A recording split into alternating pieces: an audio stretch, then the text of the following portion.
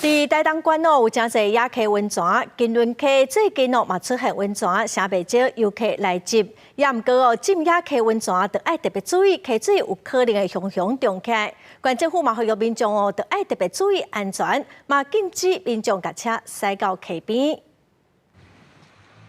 台东县太麻里乡金轮溪15年前无落溪洪灾了后，野溪温泉互抢落来的土石带起来，消失真侪年。去年有民众陆续发现溪内又搁出现温泉，而且因大石头四边形成一个温泉水池。即马起未少民众和游客来泡免费的野溪温泉。就是推荐的啊，所以来这边野溪来泡看看。景不错，这部落很特别。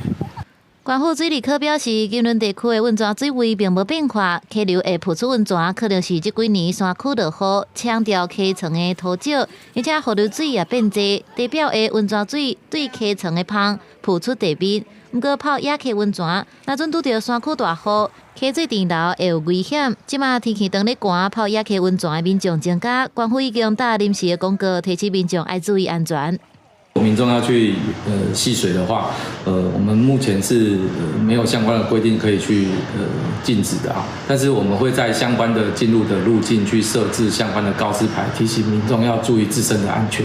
县府也提醒民众千万唔通为着泡免费的温泉驶车入去溪床，若无按照水利法规定，会罚2500到5万块以下的罚金。另外也呼吁民众爱有公德心，甲本事提走。公司新闻采访报道。